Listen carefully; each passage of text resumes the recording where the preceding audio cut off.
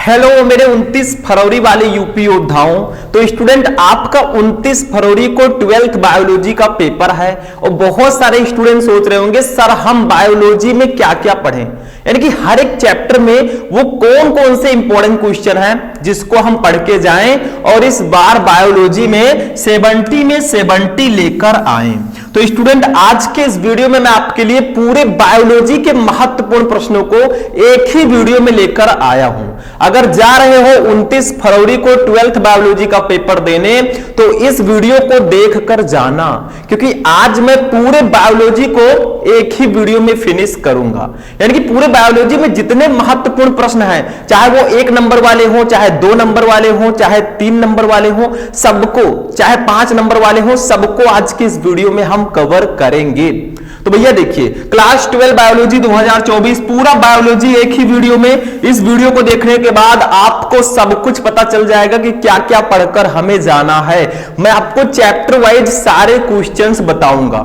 ऐसा वीडियो बार बार नहीं मिलता। और जो स्टूडेंट कहते हैं सर मेरी तैयारी अच्छे से नहीं हुई है, क्या करें? देखो अभी भी आपके पास समय है, आप चाहे तो बहुत कम समय में बहुत अच्छी तैयारी कर सकते हो। बायोलॉजी में भी बहुत सारे ऐसे टॉपिक हैं जो फिक्स होते हैं, जो मैं अभी बताऊंगा। और आप लोगों ने सुना होगा, मान लो तो हार है और ठान लो तो जीत है। ठान के देखिए, जीत आपकी ही होगी। तो देखते हैं, चलिए क्या क्या हम इस वीडियो में कवर करेंगे।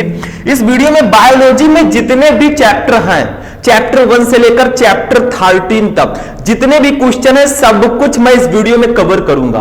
वीडियो थोड़ा सा लॉन्ग होगा, लेकिन ऐसा वीडियो आपको बार बार नहीं मिलेगा, बहुत किस्मत वालों को मिलता है ये। देखो सबसे पहले हम अति लघु उत्तरीय प्रश्नों को देखेंगे जो 1 नंबर के आते हैं। मतलब पूरे बायोलॉजी में कौन कौन से अति लघु उत्तरीय प्रश्न है जो इंपॉर्टेंट हैं, मैं आपको चैप्टर वाइज बताऊंगा। एक एक चैप्टर का पहले 1 नंबर वाला क्वेश्चन देखेंगे, फिर हम चैप्टर वाइज 2 नंबर वाले लघु उत्तरीय प्रश्नों को देखेंगे, अति लघु उत्तरीय प्रश्नों को। 2 नंबर में आपका अति लघु उत्तरीय प्रश्न आता है, ठीक है। और जो 1 नंबर में आता है वो निश्चित उत्तरीय प्रश्न होता है। आप लोग अगर 2023 बायोलॉजी का पेपर देखेंगे तो जो 1 नंबर में क्वेश्चन आता है वो निश्चित उत्तरीय प्रश्न होता है, ठीक है। मतलब छोटे मोटे अति लघु उत्तरीय प्रश्न हम मान सकते हैं। उसके बाद में लघु उत्तरीय प्रश्नों को देखेंगे जो 3-3 नंबर वाले आते हैं। अब आपको पता है 3-3 नंबर वाले टोटल 12 क्वेश्चन आते हैं, यानी कि 36 नंबर के सिर्फ लघु उत्तरीय प्रश्न आते हैं। तो इनको जानना तो बहुत जरूरी है, क्योंकि आधा से ज्यादा नंबर तो सिर्फ लघु उत्तरीय प्रश्नों का मिलता है आपको। इसके बाद में हम देखेंगे विस्तृत उत्तरीय प्रश्न जो 5-5 नंबर वाले क्वेश्चन होते हैं। मतलब मैं चैप्टर वाइज सब कुछ बताऊंगा। सबसे पहले हम चैप्टर वाइज 1-1 नंबर वाले क्वेश्चन पढ़ेंगे, फिर 2-2 नंबर वाले, फिर 3-3 नंबर वाले और फिर 5-5 नंबर वाले। कुछ भी नहीं छोड़ेंगे, बस इतना पढ़ के जाना, 29 फरवरी को आग लगा के आना। मतलब आग नहीं लगाना है आपको, 70 में 70 लाना है।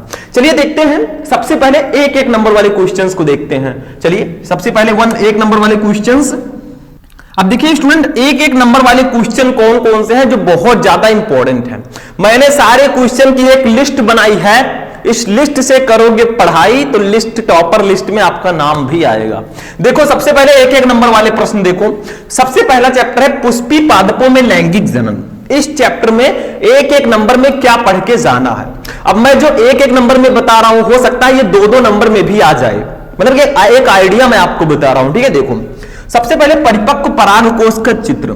देखिए आप लोगों के पास बुक होगा, उसमें परिपक्व परागकोश का चित्र है, उसको बनाना सीख जाइए, क्योंकि ये चित्र काफी ज्यादा पूछा जाता है। उसके बाद में आवृत बीजी बीजांड का चित्र, यानी कि जो बीजांड का चित्र होता है ओव्यूल का, उसको भी बनाना आपको आना चाहिए। 1-1 नंबर में ये ट्रेंडिंग में है। सारी टॉपिक्स मैं आपको बताऊंगा। देखो उसके बाद में टैपिटम क्या होता है। टैपिटम क्या होता है? जो पराग कणों को पोषण प्रदान करता है वो टैपिटम होता है। ये टॉपिक 1 नंबर 2 नंबर दोनों में आता है, ठीक है। तो इसको कंप्लीट कर लेना।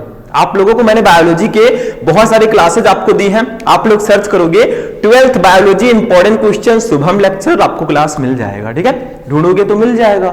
इसके बाद में आभासी फल क्या होता है, जैसे सेब, स्ट्रॉबेरी, ये सब आभासी फल हैं, इसके बारे में पढ़ लेना, ठीक है। 1-1 नंबर वाला मैं बता रहा हूं, पहले 1 नंबर। अब देखिए दूसरे चैप्टर में 1-1 नंबर वाले क्वेश्चन कौन से इंपॉर्टेंट है। 1-1 नंबर वाला पूरा चैप्टर पहले हम कवर कर लेते हैं, फिर 2 नंबर, 3 नंबर, 5 नंबर सबको देखेंगे।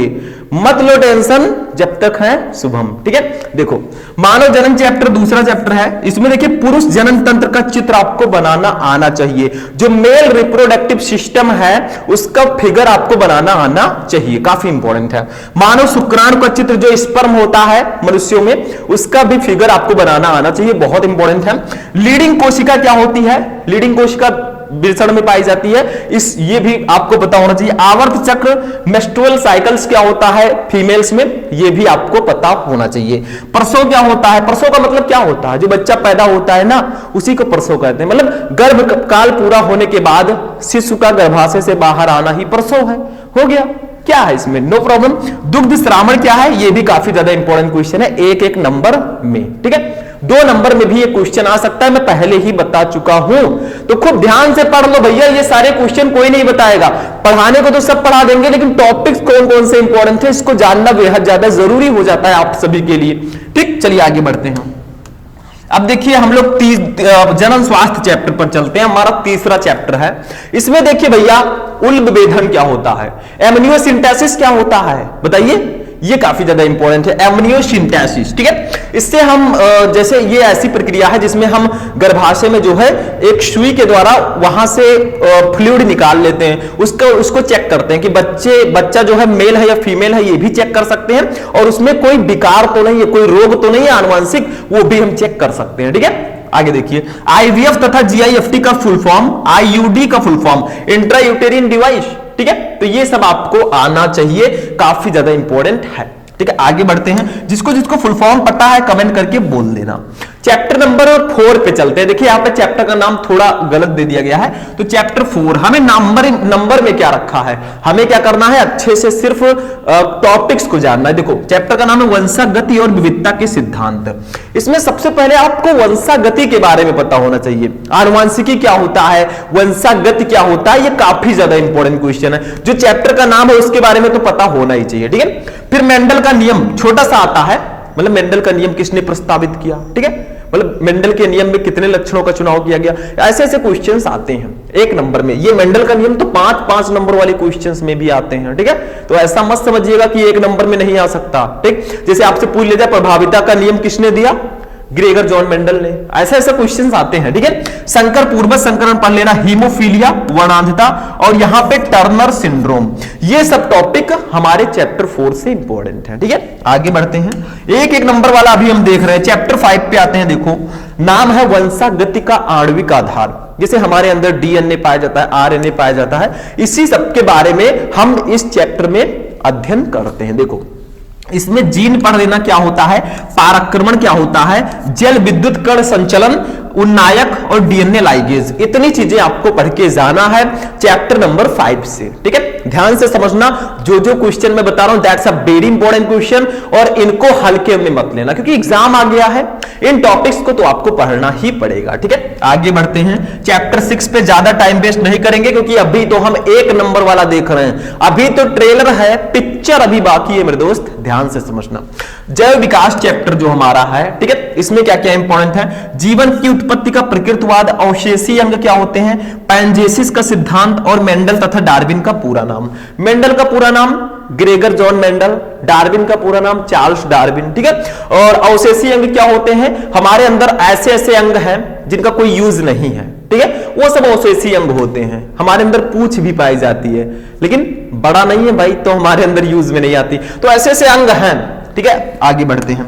नेक्स्ट टॉपिक चैप्टर नंबर 7 मानव स्वास्थ्य एवं रोग, ह्यूमन हेल्थ एंड डिजीज। इस चैप्टर में क्या क्या इंपॉर्टेंट है भैया, हमारा हेल्थ से बारे में इसमें पढ़ना होता है, रोग कौन कौन से हो सकते हैं उसके बारे में पढ़ना होता है। इसमें देखिए मनुष्य में विषाणु जनित जो रोग होते हैं, जो वायरस के कारण रोग होते हैं मनुष्यों में, उसके बारे में पढ़ लेना। उसके बाद में MALT CMI एड्स ANCO एवं HIV का फुल फॉर्म, मतलब इतना फुल फॉर्म आपको पता होना चाहिए। ठीक है, ये सब फुल फॉर्म भी आप लोग पढ़ लीजिएगा, कभी कभी आ जाता है। एड्स का फुल फॉर्म बताइए, एक्वायर्ड इम्यूनोडेफिशिएंसी सिंड्रोम। ठीक है, HIV का फुल फॉर्म बताइए, ह्यूमन इम्यूनोवायरस। ठीक है, तो ऐसे। उसके बाद में प्रतिरक्षी अणु पढ़ लीजिएगा, प्रतिरक्षी अणु।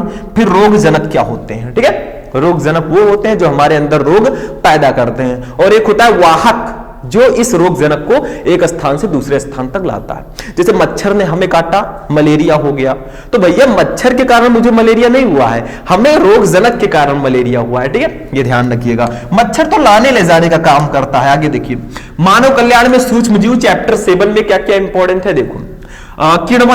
किड़वन आपने पढ़ा होगा, ये काफी ज्यादा इंपॉर्टेंट है। वाहित मल क्या होते हैं भैया? देखो नगरों में आप लोग, शहरों में देखते होंगे कि बहुत बड़ी व्यर्थ जल की मात्रा जनित होती है। उस व्यर्थ जल का जो सबसे मुख्य स्रोत होता है वो मनुष्य का मल मूत्र होता है, टॉयलेट। ठीक है, तो वही वाहित मल होता है। ठीक, ये हमारे लिए रोग जनकीय भी हो सकते हैं। बायोगैस क्या है, प्रतिजैविक क्या है, जैव उर्वरक। इतने टॉपिक मानव स्वास्थ्य एवं रोग चैप्टर में पढ़कर जाना। एक नजर इन सारे टॉपिक्स को देख लेना, नहीं तो प्रॉब्लम हो जाएगी। ठीक है, आगे बढ़ते हैं, चैप्टर नंबर 8 पे चलते हैं भैया। 29 फरवरी को जाके आग लगाना है तो इनको पढ़ के जाना है, चैप्टर 9 पे। ठीक है, देखो जैव प्रौद्योगिकी सिद्धांत व प्रक्रम, मतलब जैव प्रौद्योगिकी एक चैप्टर है। इस चैप्टर में क्या क्या इंपॉर्टेंट है? आणविक कैंचियां पढ़ के जाइएगा। आणविक कैंची किसे कहते हैं? प्रतिबंध एंडोन्यूक्लियस एंजाइम को ही आणविक कैंची बोलते हैं, क्योंकि ये डीएनए को खंडों में काटता है, विशिष्ट स्थलों पर डीएनए को काटता है। ठीक है, प्रतिबंध एंडोन्यूक्लियस एंजाइम, यही एंजाइम है भैया, इसको पढ़ लेना। डीएनए लाइगेज के बारे में पढ़ लेना, ये जो है डीएनए के खंडों को जोड़ता है, डीएनए लाइगेज। ठीक है, इतने टॉपिक पढ़ के जाने हैं। मैं जल्दी जल्दी इसलिए बता रहा हूं क्योंकि भैया अभी बहुत सारे टॉपिक हैं जो हमें पढ़ने हैं। अभी हम 2 नंबर वाला देखेंगे, 3 नंबर वाला देखेंगे, फिर 5 नंबर वाला देखेंगे। अभी तो ट्रेलर है। देखो जैव प्रौद्योगिकी और उसके अनुप्रयोग, इसमें क्या क्या पढ़ के जाना है? देखो पारजीवी जंतु क्या होता है, बायोपायरेसी, एंजाइम चिकित्सा, ये तीनों टॉपिक बहुत इंपॉर्टेंट हैं। आप लोग बायोपायरेसी को जरूर पढ़िएगा, पारजीवी जंतु के बारे में भी पढ़ लीजिएगा, ये काफी ज्यादा इंपॉर्टेंट है। ठीक है, आगे बढ़ते हैं। नेक्स्ट 11 नंबर, जीव और समष्टियां में क्या क्या पढ़कर जाना है? इसमें सबसे पहले हमें समष्टि और समुदाय के बारे में पढ़ना है। आर्किड पौधे के बारे में थोड़ा सा पढ़ लेना है कि क्या पारस्परिक संबंध होता है दोनों में, आम के पेड़ पर जब वो उगता है। ठीक है, नेक्स्ट चैप्टर पारितंत्र में देखिए ऊर्जा का पिरामिड पढ़ लीजिएगा, लेग हीमोग्लोबिन पढ़ लीजिएगा, ऊर्जा का पिरामिड कैसा होता है। ठीक है, तो इसके बारे में 12 चैप्टर में पढ़ के जाना। अभी मैं 1 नंबर वाला बता रहा हूं, अभी 2 नंबर में और भी टॉपिक हैं, 3 नंबर में भी काफी सारे टॉपिक हैं, तो ये ध्यान देना। इसके बाद में देखिए हमारा चैप्टर नंबर 13, ये लास्ट चैप्टर है, जैव विविधता एवं संरक्षण। इससे 1 नंबर वाले क्वेश्चन काफी ज्यादा इंपॉर्टेंट है। जैव विविधता के बारे में पढ़ लेना, दोनों एक ही टॉपिक है। जैव विविधता का संरक्षण, विलुप्त प्रजातियां। विलुप्त प्रजातियों का मतलब क्या होगा? जो प्रजातियां विलुप्त हो चुकी हैं, जो वर्तमान में उसका अस्तित्व खत्म हो चुका है या बहुत कम हो गया, विलुप्त प्रजातियां। राष्ट्रीय उद्यान तप्त स्थल पढ़ लेना, हॉट स्पॉट। ठीक है, हॉट स्पॉट क्या होता है? तप्त स्थल, जहां की जैव विविधता संकट में होती है वो तप्त स्थल कहलाता है। फिर IUCN तथा WWF का फुल फॉर्म पढ़ लेना। 1 नंबर वाले क्वेश्चन हमारे हो चुके हैं, यकीन मानिए इससे बाहर कुछ नहीं आएगा। 1 नंबर में मैं बात कर रहा हूं पूरे चैप्टर में, इतना अगर आप एक नजर पढ़ के जाते हैं, नजर का धोखा नहीं होगा। ठीक है, चलिए आगे बढ़ते हैं। 2-2 नंबर वाले क्वेश्चंस को देखते हैं। 1 नंबर कंप्लीट, 2 नंबर वाले को देखते हैं। अब देखिए स्टूडेंट, 2 नंबर वाले में सबसे पहला चैप्टर जो हमारा है, पुष्पी पादपों में लैंगिक जनन। ये चैप्टर का नाम मैंने नहीं लिखा है, बट आप लिख दीजिएगा, इतने तो स्मार्ट हो ही आप लोग। इसमें देखो क्या क्या पढ़ के जाना है। बैंगिंग क्या होता है? बोरा वस्त्राकरण एक प्रक्रिया होती है, इसको पढ़ लेना। ठीक है, तिर संलयन क्या होता है? असंग जनता तथा अनिषेक फलन क्या होता है? अब आप लोग कहेंगे सर जी द्विनिषेचन आपने बताया ही नहीं। ये सब 3 नंबर में भी आते हैं, अभी मैं बताऊंगा सबको, टेंशन मत लो। जितने भी टॉपिक हैं सब आपको बताए जाएंगे जो इंपॉर्टेंट हैं, तो इतना 2 नंबर में पढ़ के जाना है। उसके बाद में मानव जनन चैप्टर में देखो अंड जनन और प्लेसेंटा, इसके बारे में पढ़ लेना। 2-2 नंबर में ये काफी ज्यादा इंपॉर्टेंट है। कौन? अंड जनन क्या होता है और प्लेसेंटा क्या होता है। जनन स्वास्थ्य में यौन संचारित रोगों का कारण, मतलब यौन संचारित रोगों के बारे में पढ़ लेना। जो सेक्सुअल ट्रांसमिटेड डिजीज होता है STD, इसके बारे में पढ़ के जाना है। ठीक है, उसके बाद में जनसंख्या विस्फोट क्या होता है? लगातार जनसंख्या बढ़ रही है, आप सभी को पता है, तो इसके बारे में एक टिप्पणी आता है, उसको पढ़ लेना भाई, काफी ज्यादा इंपॉर्टेंट है। आगे बढ़ते हैं नेक्स्ट चैप्टर पे। वंशागति और विविधता के सिद्धांत में 2 नंबर में क्या क्या पढ़ के जाना है? लिंग निर्धारण क्या होता है? डाउन सिंड्रोम क्या होता है? डाउन सिंड्रोम क्या होता है? देखो 46 की जगह पर 47 गुणसूत्र हो जाते हैं डाउन सिंड्रोम में। ठीक है, तो बच्चे बहुत अजीब अजीब पैदा होते हैं, आनुवंशिक रूप से वो मतलब मानसिक रूप से कमजोर भी रहेंगे, उनके जो जननांग होंगे वो भी अल्प विकसित रहेंगे, नपुंसक होते हैं भैया। ठीक है, ऐसा किसी के साथ ना। पक्षियों में लिंग निर्धारण, ये 2-2 नंबर में काफी ज्यादा इंपॉर्टेंट है। चैप्टर 5 पे आते हैं, वंशागति का आणविक आधार। इसमें देखिए डीएनए एक आनुवंशिक पदार्थ है, व्याख्या करो। क्वेश्चन आता है डीएनए एक आनुवंशिक पदार्थ है, इसकी व्याख्या आपको करनी है। यह क्वेश्चन बहुत ज्यादा इंपॉर्टेंट है। 4 का नियम पढ़ लीजिएगा, मानव जीनोम परियोजना, यह बहुत इंपॉर्टेंट टॉपिक है, मानव जीनोम परियोजना। एक छोटी सी टिप्पणी आती है इस पे, मैंने आपको पढ़ा रखा है, मैंने अभी बताया कि आप लोग सर्च करोगे 12th biology important question, Shubham lecturer, सारी क्लासेज आपको मिलेंगी। इसमें से ज्यादातर टॉपिक मैंने पढ़ा दिया है और मैं पढ़ाता रहूंगा, टेंशन मत लो, ठीक है। आगे बढ़ते हैं नेक्स्ट चैप्टर पे। नेक्स्ट चैप्टर हमारा है जैव विकास। इसमें ओपैरिन की परिकल्पना पढ़ लेना, ओपैरिन की परिकल्पना काफी इंपॉर्टेंट है। डार्विन का प्राकृतिक वर्णवाद, इसको पढ़ लेना। मानव स्वास्थ्य एवं रोग में, ये सब 2-2 नंबर वाले क्वेश्चन में बता रहा हूं, अभी 3 नंबर में भी काफी सारे क्वेश्चंस हैं। इसमें देखिए भक्षी कोशिका, इंटरफेरॉन्स, मेटास्टेटिस क्या है, इसको पढ़ लेना, ठीक है। आगे बढ़ते हैं नेक्स्ट चैप्टर, मानव कल्याण में सूक्ष्म जीव। इसमें देखिए क्या क्या पढ़ के जाना है, जैव उर्वरक के रूप में सूक्ष्म जीव, घरेलू उत्पादन में सूक्ष्म जीव, नाइट्रोजन स्थिरीकरण, मतलब जैव उर्वरक के रूप में सूक्ष्म जीव किस प्रकार से हमारे लिए लाभदायक हैं। और भैया घरेलू उत्पादन में तो सूक्ष्म जीव आपको पता ही होगा, दूध से दही में बदल देता है लैक्टिक एसिड बैक्टीरिया, ठीक है। तो ये सब हमारे लिए काफी ज्यादा इंपॉर्टेंट है। और जिस दही को आप बहुत प्यार से खाते हैं उसमें भी छोटे छोटे बैक्टीरिया पाए जाते हैं, लेकिन वो हमारे लिए लाभदायक होते हैं। वो बैक्टीरिया आपको तभी दिखेंगे जब आप माइक्रोस्कोप से देखेंगे, और अगर आपको वैसे देखना डायरेक्ट तो दही को रख दो 8-10 दिन, वो जो छोटे छोटे बैक्टीरिया बड़े हो जाएंगे भैया, ठीक है। तो ऐसा नहीं कि दही खाना बंद करो, तो खाना जरूरी है, दैट्स हेल्थ के लिए बहुत अच्छा है। जैव प्रौद्योगिकी सिद्धांत व प्रक्रम, इसमें प्लाज्मिड्स क्या होते हैं, ये काफी इंपॉर्टेंट टॉपिक है। प्लाज्मिड क्या होता है, इसको पढ़ के जाना, ठीक है। आगे देखते हैं नेक्स्ट टॉपिक, जैव प्रौद्योगिकी और उसके अनुप्रयोग। इसमें क्राई प्रोटीन्स के बारे में पढ़ लेना, व्हाट इज क्राई प्रोटीन्स, ये काफी ज्यादा इंपॉर्टेंट टॉपिक है। जीव और समष्टियां, इसमें जन्म दर व मृत्यु दर के बारे में पढ़ लेना। पारितंत्र में आप पारिस्थितिक तंत्र पिरामिड के बारे में पढ़ लेना, जो पारिस्थितिक पिरामिड होता है उसके बारे में आपको पढ़ के जाना, 2 नंबर में ये आता है, ठीक है। और जो 1 नंबर वाले क्वेश्चन है वो 2 नंबर में भी आ सकते हैं, जो 2 नंबर वाले क्वेश्चन है वो 3 नंबर में भी आ सकते हैं। ऐसा नहीं है कि बाघ परियोजना, अभ्यारण्य ये 2 ही नंबर में हो सकता है 3 नंबर में आ जाए। जो मैंने ऊर्जा का पिरामिड बताया ये भी 3 नंबर में आ सकता है। तो क्या हो सकता है, कब क्या हो जाए किसी को पता नहीं है, ठीक है। सब एग्जामिनर के ऊपर है। किसी भी टीचर को दोष मत दो, पढ़ाई आपने अगर अच्छे से नहीं की है पूरे साल तो 10-15 दिन में बहुत अच्छा खास आप नहीं कर पाएंगे, ठीक है। गलती आपकी है। अगर आप सेल्फ स्टडी अच्छे से करेंगे, सारी चीजें किसी एक पर नहीं देना चाहिए, ठीक है, ये ध्यान रखना। हमेशा सेल्फ स्टडी पर काफी ज्यादा बिलीव रखना। जैव विविधता एवं संरक्षण, इसमें जैव विविधता का महत्व, बाघ परियोजना, अभ्यारण्य, जीव मंडल, आरक्षित क्षेत्र, वन्य प्राणी, इतने टॉपिक आपको पढ़ के जाने हैं, बहुत ही इंपॉर्टेंट है, ट्रेंडिंग टॉपिक्स है, ठीक है। आगे बढ़ते हैं, 3 नंबर वाले क्वेश्चंस को देख लेते हैं। यहीं पे 3 नंबर वाले क्वेश्चन, ये 3 नंबर में काफी सारे क्वेश्चन इंपॉर्टेंट है। मैंने बताया आपको कि 3 नंबर वाले जो क्वेश्चन होते हैं टोटल 12 क्वेश्चन आते हैं, 3-3 नंबर के भैया 36 नंबर के सिर्फ 3 नंबर वाले क्वेश्चन आते हैं। तो 3 नंबर में क्वेश्चन बहुत इंपॉर्टेंट है, वो मैं बताऊंगा। और 3 नंबर वाले को मिस मत करना भैया, नहीं तो आपका भी नंबर मिस हो जाएगा, क्योंकि 3 नंबर में काफी इंपॉर्टेंट टॉपिक है। देखो सबसे पहले पुष्पी पादपों में लैंगिक जनन में क्या क्या इंपॉर्टेंट है 3 नंबर में। देखो आवृत बीजी पौधों में नर युग्मोद्भिद कैसे होता है, ठीक है, इसको पढ़ लेना।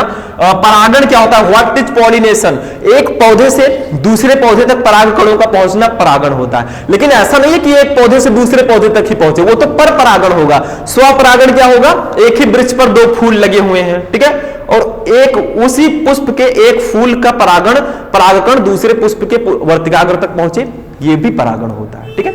अब देखिए द्विनिषेचन के बारे में पढ़ लेना, डबल फर्टिलाइजेशन, अनिषेक फलन पढ़ लेना, बहुभ्रूणता, असंगजन, ये सब 3-3 नंबर वाले क्वेश्चन काफी ज्यादा इंपॉर्टेंट है, ठीक है, इतने क्वेश्चन। चलिए आगे बढ़ते हैं नेक्स्ट चैप्टर।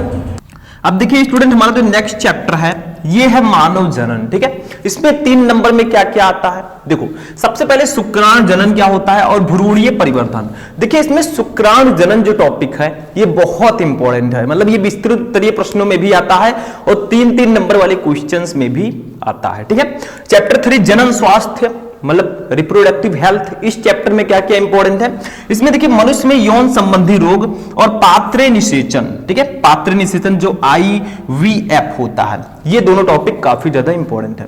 मतलब मनुष्यों में जो STD होता है, यौन संबंधी रोग, ये आपको पूछा जा सकता है कि कौन कौन से रोग होते हैं। 3-4 रोगों के नाम लिख देना, उसके लक्षण लिख देना, ये सब आपको लिखना होता है, ठीक है। आगे बढ़ते हैं नेक्स्ट चैप्टर पे चलते हैं। वंशागति और विविधता के सिद्धांत। इस चैप्टर में 3-3 नंबर में क्या इंपॉर्टेंट है देखो। सबसे पहले प्रभाविता और अप्रभाविता, जीन प्रारूप एवं लक्षण प्रारूप, सह प्रभाविता, अपूर्ण प्रभाविता और क्लाइनेफिल्टर सिंड्रोम। इतने सारे टॉपिक 3-3 नंबर में इंपॉर्टेंट है, मैंने आपको पहले भी बताया है, ठीक है। मतलब प्रभाविता और अप्रभाविता क्या होता है, जीन प्रारूप एवं लक्षण प्रारूप क्या होते हैं, सह प्रभाविता, ठीक है, कोडोमिनेंस एंड अपूर्ण प्रभाविता, इनकम्प्लीट डोमिनेंस और क्लाइनेफिल्टर सिंड्रोम। इतने सारे टॉपिक काफी ज्यादा इंपॉर्टेंट हैं, ठीक है। आगे बढ़ते हैं नेक्स्ट चैप्टर पे, वंशागति का आणविक आधार, चैप्टर 5। इसमें क्या क्या इंपॉर्टेंट है देखो। इसमें डीएनए तथा आरएनए में अंतर, what is difference between DNA and RNA. बताइए डीएनए का फुल फॉर्म क्या होता है। डीएनए का फुल फॉर्म होता है डीऑक्सीराइबोन्यूक्लिक एसिड और आरएनए का फुल फॉर्म होता है राइबोज न्यूक्लिक एसिड। इसको पढ़ के जाना, ठीक है। आनुवंशिक कोड क्या होते हैं, जेनेटिक कोड्स, ये काफी ज्यादा आते हैं, इसको भी पढ़ लेना। उसके बाद में अनुलेखन क्या होता है, बहुरूपता और लैक प्रचालक जो ओपेरॉन होता है, ये क्या होता है। मतलब इतने सारे टॉपिक हमारे चैप्टर 5 में इंपॉर्टेंट है, ठीक है। आगे बढ़ते हैं नेक्स्ट टॉपिक। नेक्स्ट देखिए, और आप लोग कमेंट करके ये भी बता दीजिएगा कि इसमें से कितने सारे टॉपिक्स आपको पता हैं, ठीक है।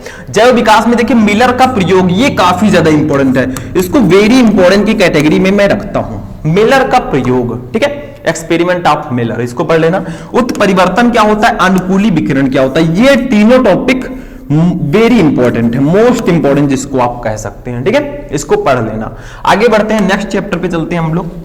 ये देखिए मानव स्वास्थ्य एवं रोग, ह्यूमन हेल्थ एंड डिजीज। इसमें भी 3 नंबर में काफी सारे टॉपिक इंपॉर्टेंट है। देखो अमीबिये पेचिस क्या होता है, एंट अमीबा हिस्टोलिटिका के कारण ये होता है, ठीक है। ये क्या होता है, प्रतिरक्षा तंत्र क्या होता है, हमारा जो इम्यून सिस्टम है जो रोगों से लड़ने की क्षमता हमें देता है, ठीक है, ये क्या होता है। सहज और उपार्जित प्रतिरक्षा, सक्रिय और निष्क्रिय प्रतिरक्षा, टीकाकरण, स्टेम कोशिका। इतने सारे टॉपिक हमारे चैप्टर 7 से इंपॉर्टेंट हैं, ठीक है। पढ़ लेना भैया, सारे टॉपिक पढ़ के जाना। मैं यहाँ पे टॉपिक तो बता रहा हूं, मैंने बहुत सारे टॉपिक पढ़ाए भी हैं और आगे भी मैं पढ़ाऊंगा, टेंशन मत लो जब तक है जान, ठीक है। मानव कल्याण में सूक्ष्म जीव, इसमें देखिए जैव उर्वरक के रूप में सूक्ष्म जीव किस प्रकार उपयोगी है हमारे लिए, इसके बारे में पढ़ लेना। घरेलू उत्पादन में सूक्ष्म जीव, हमारे जो घरेलू उत्पादन में जो सूक्ष्म जीव की भूमिका है, इसको भी पढ़ लेना। और वाहित मल उपचार, ये तीनों टॉपिक काफी इंपॉर्टेंट है। नेक्स्ट चैप्टर पे चलते हैं। चैप्टर का नाम है जैव प्रौद्योगिकी सिद्धांत व प्रक्रम। इस चैप्टर में क्या क्या इंपॉर्टेंट है, टिप्पणी काफी ज्यादा आती है। देखो सबसे पहले बायोरिएक्टर क्या होता है, व्हाट इज बायोरिएक्टर, ये काफी ज्यादा इंपॉर्टेंट है। पीसीआर क्या होता है, प्रतिबंधन एंजाइम क्या है, प्रतिबंधन एंजाइम कर देना, ठीक है। डीएनए लाइगेज क्या है, मैंने बताया था डीएनए लाइगेज क्या होता है, जो डीएनए के खंडों को जोड़ता है, ठीक है। उसके बाद में डीएनए पॉलीमरेज क्या है और प्लाज्मिड्स क्या होते हैं। इतने सारे टॉपिक चैप्टर 9 में इंपॉर्टेंट है, ठीक है। इसको पढ़ के जाना, नहीं तो बाद में पढ़ेगा पछताना, ठीक है। आगे बढ़ते हैं, चैप्टर नंबर 10 पे चलते हैं। देखिए क्या क्या है, जैव प्रौद्योगिकी एवं उसके अनुप्रयोग। इसमें क्या क्या इंपॉर्टेंट है, देखो सबसे पहले तो आपको पढ़ना है डीएनए पुनर्योगज तकनीक क्या है, ठीक है। डीएनए पुनर्योगज तकनीक, इसके बारे में पढ़ के जाना है। उसके बाद में पुनर्योगज तकनीक, ये दोनों टॉपिक इंपॉर्टेंट है चैप्टर नंबर 10 में, ठीक है। आगे बढ़ते हैं नेक्स्ट चैप्टर, चैप्टर 11 जीव और समष्टियां। इसमें क्या क्या पढ़ोगे भैया, ये भी काफी इंपॉर्टेंट चैप्टर है। इसमें स्पर्धा, सहोपकारिता, ठीक है, परजीविता, सहभोजिता, सहजीवन, इन सब पर टिप्पणी आती है कि आप लोग परजीविता पर टिप्पणी लिखिए, सहभोजिता पर टिप्पणी लिखिए। ये सब काफी ज्यादा इंपॉर्टेंट है चैप्टर 11 से, ठीक है। चैप्टर नंबर 12 पे चलते हैं। 12 नंबर चैप्टर है पारितंत्र, इकोसिस्टम। इसमें क्या क्या इंपॉर्टेंट है, देखो खाद्य श्रृंखला, खाद्य जाल, पारिस्थितिक तंत्र में ऊर्जा प्रवाह। इतने सारे टॉपिक चैप्टर नंबर 12 से इंपॉर्टेंट है। 13 पे आते हैं हम लोग। 13 है जैव विविधता एवं संरक्षण। इसमें देखिए red data book, red data book क्या है, इसमें जो देखिए रेड डाटा बुक में जो संकटग्रस्त प्रजातियां हैं उनको एक बुक में रखा गया, उसी को हम लोग बोलते हैं रेड डाटा बुक, ठीक है। और संकटग्रस्त जातियां, इसके बारे में पढ़ लेना। जैव विविधता एवं संरक्षण, ये टॉपिक काफी ज्यादा इंपॉर्टेंट है चैप्टर 12, ठीक है। चैप्टर 13 पे चलते हैं हम लोग। 13 नंबर चैप्टर। अब देखिए स्टूडेंट, हमारा 5-5 नंबर वाला क्वेश्चन आता है, यानी कि 3 नंबर वाला जो क्वेश्चन था वो 13 नंबर चैप्टर में कोई खास क्वेश्चन उसमें नहीं था, ठीक है। जो भी था मैंने आपको 2 नंबर वाले क्वेश्चंस में बता दिया। अब देखिए 5 नंबर वाले क्वेश्चंस में कौन कौन से सबसे ज्यादा इंपॉर्टेंट है, क्योंकि देखिए 5 नंबर वाले जो क्वेश्चन है इनको हम लोग विस्तृत उत्तरीय प्रश्न बोलते हैं, और ये टोटल 3 क्वेश्चन आते हैं। कितने?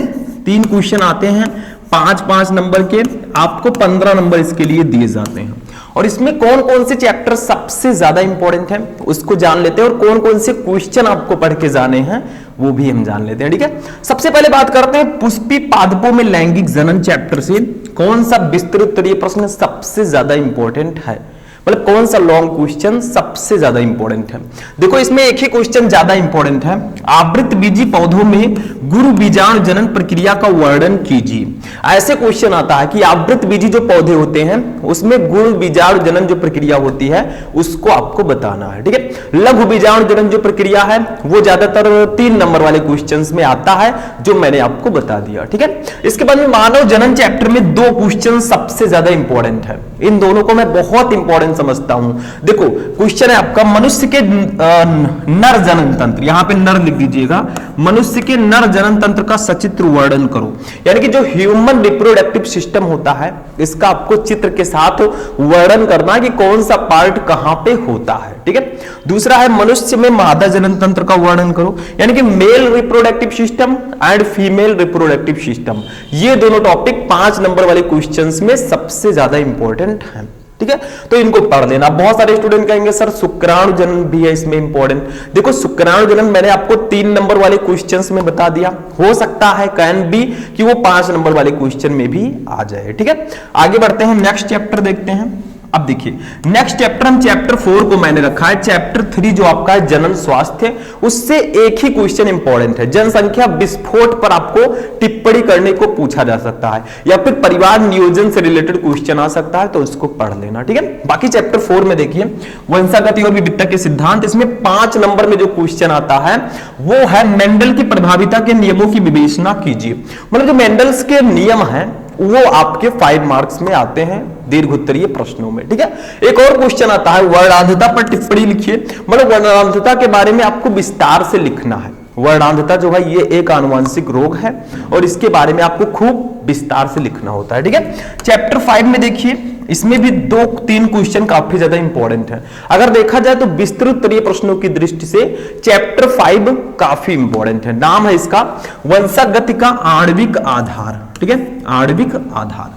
देखिए इसमें क्या क्या इंपॉर्टेंट है, 3 क्वेश्चन और बहुत ही ज्यादा इंपॉर्टेंट है। सबसे पहला डीएनए कर दीजिएगा, डीएनए की संरचना के वाटसन एवं क्रिक मॉडल को उपयुक्त चित्र बनाकर समझाइए। मतलब डीएनए की जो संरचना है वाटसन एवं क्रिक मॉडल है उसको आपको चित्र बनाकर समझाना है, तो डीएनए की जो संरचना है उसका चित्र बनाना आपको आना चाहिए, ठीक है। उसके बाद में डीएनए के द्विगुणन जो प्रतिकृतियन का संक्षिप्त वर्णन कर ले, मतलब डीएनए में जो रेप्लिकेशन का गुण पाया जाता है, ठीक है, प्रतिकृतियन जिसको बोलते हैं या द्विगुणन बोलते हैं, इसको आपको बताना है। तीसरा क्वेश्चन इसमें है डीएनए अंगुली छापी क्या है, इसकी उपयोगिता पर प्रकाश डालिए। मतलब व्हाट इज डीएनए फिंगरप्रिंटिंग, ये तीनों क्वेश्चन इस चैप्टर से इंपॉर्टेंट है विस्तृत उत्तरीय प्रश्नों में, ठीक है। इसको एक नजर देख लेना, पढ़ लेना। आगे बढ़ते हैं, जैव विकास में भी 2 क्वेश्चन इंपॉर्टेंट है। एक तो जैव विकास के पक्ष में दिए जाने वाले विभिन्न प्रमाणों का उल्लेख कीजिए। मतलब जैव विकास के जो प्रमाण हैं वो आपको बताने, प्रूफ, ठीक है। तुलनात्मक शरीर रचना से संबंधित प्रमाणों की व्याख्या कीजिए, ये आता है क्वेश्चन कभी कभी, ठीक है। डार्विनवाद का सविस्तार वर्णन कीजिए, डार्विनवाद क्या है, इससे आप फिर रिलेटेड क्वेश्चन आता है। तो ये दोनों काफी इंपॉर्टेंट है विस्तृत उत्तरीय प्रश्नों में, ठीक है। ये चैप्टर नंबर 7 मैंने देखा है कि इस चैप्टर से एक ना एक विस्तृत उत्तरीय प्रश्न आता ही आता है। देखो मानव स्वास्थ्य तथा रोग, इसमें एक क्वेश्चन है संक्रामक तथा असंक्रामक रोग से आप क्या समझते हैं। प्रत्येक के 2 उदाहरण देकर इनके लक्षण, कारक एवं रोकथाम के उपाय लिखिए। एक क्वेश्चन और आता है 13 नंबर, मलेरिया रोग के रोगजनक लक्षण तथा उपचार लिखिए। मतलब जो मलेरिया रोग होता है इसके बारे में आपको बताना है और ये काफी इंपॉर्टेंट क्वेश्चन है, ठीक है। 17 नंबर, निम्न पर टिप्पणी लिखिए। डेंगू बुखार, चिकनगुनिया, फाइलेरियोसिस, ऐसे आएगा। निम्नलिखित पर टिप्पणी लिखो। हो सकता है 2 ही क्वेश्चन आए, 2.5 नंबर आपको दे दिया जाए, और ये 3 क्वेश्चन आएंगे तो 2-2 नंबर और 1 नंबर 5 नंबर मिल जाएगा। ठीक है, तो ये भी बहुत इंपॉर्टेंट क्वेश्चन है, इसके बारे में पढ़ लेना। डेंगू बुखार, फाइलेरियोसिस और चिकनगुनिया थोड़ा बहुत पढ़ लेना, क्योंकि ये इंपॉर्टेंट टॉपिक्स है। ठीक है, आगे बढ़ते हैं। नेक्स्ट क्वेश्चन है चैप्टर नंबर 8, मानव कल्याण में सूक्ष्म जीव। इसमें एक क्वेश्चन आता है विस्तृत उत्तरीय में जो काफी इंपॉर्टेंट है। वाहित मल उपचार पर टिप्पणी लिखिए। वाहित मल उपचार कैसे कर सकते हैं? मतलब मैंने बताया वाहित मल क्या होता है, जो शहरों में व्यर्थ जल होते हैं, बहुत सारे व्यर्थ जल की मात्रा जनित होती है, जिसमें जो सबसे मुख्य स्रोत है वो मनुष्य का मल मूत्र है। ठीक है, तो वाहित मल को उपचार उसका कैसे कर सकते हैं हम लोग, क्योंकि उस मल मूत्र में बहुत सारे रोगजनक भी होते हैं जो आपके अंदर रोग भी पैदा कर सकते हैं, तो उसका उपचार कैसे करेंगे? ठीक है, ये आपका क्वेश्चन इंपॉर्टेंट है। आगे बढ़ते हैं। 10 नंबर चैप्टर जैव प्रौद्योगिकी सिद्धांत व प्रक्रम, इसमें भी एक क्वेश्चन इंपॉर्टेंट है 5 नंबर में। जीनी अभियांत्रिकी क्या है? मनुष्य के लिए लाभदायक विभिन्न क्षेत्रों में इसके अनुप्रयोग का उल्लेख उदाहरण द्वारा वर्णन कीजिए। ये भी बहुत इंपॉर्टेंट क्वेश्चन है। ठीक है, आगे बढ़ते हैं चैप्टर नंबर 11 पर। देखिए जीव और समष्टियां, इसमें एक क्वेश्चन आता है टिप्पणी, मतलब 2-3 टिप्पणियों को एक ही में दे दिया जाएगा। देखो निम्नलिखित पर टिप्पणी लिखिए। परजीविता, सहभोजिता, सहजीवन, इस पर आपको टिप्पणी लिखना है। ये क्वेश्चन आता है भैया, इसको याद कर लेना। ठीक है, पारितंत्र में देखिए क्वेश्चन इंपॉर्टेंट है, पारिस्थितिक तंत्र के घटकों की व्याख्या कीजिए। ये क्वेश्चन अक्सर मैंने आते देखा है कि पारिस्थितिक तंत्र के जो घटक होते हैं उसकी व्याख्या करनी होती है। ठीक है, तो ये भी इंपॉर्टेंट है। आगे बढ़ते हैं, बस हो गया। ठीक है, इतने सारे क्वेश्चन विस्तृत उत्तरीय में इंपॉर्टेंट थे। ठीक है, तो आज की क्लास बहुत ही ज्यादा इंटरेस्टिंग थी। मैंने आपको बताया कि बायोलॉजी में जो 1 नंबर वाले क्वेश्चन हैं, 2 नंबर वाले क्वेश्चन हैं, 3 नंबर वाले क्वेश्चन हैं और 5 नंबर वाले क्वेश्चन हैं, ये कहां से और कौन कौन से क्वेश्चन आ सकते हैं, पूरे बायोलॉजी के क्वेश्चंस को मैंने बताया। वीडियो थोड़ा सा लॉन्ग था लेकिन बहुत ही ज्यादा इंपॉर्टेंट वीडियो था। तो आज की क्लास यहीं पर फिनिश होगी। हम लोग मिलेंगे नेक्स्ट वीडियो में नेक्स्ट टॉपिक के साथ। तब तक के लिए जय हिंद।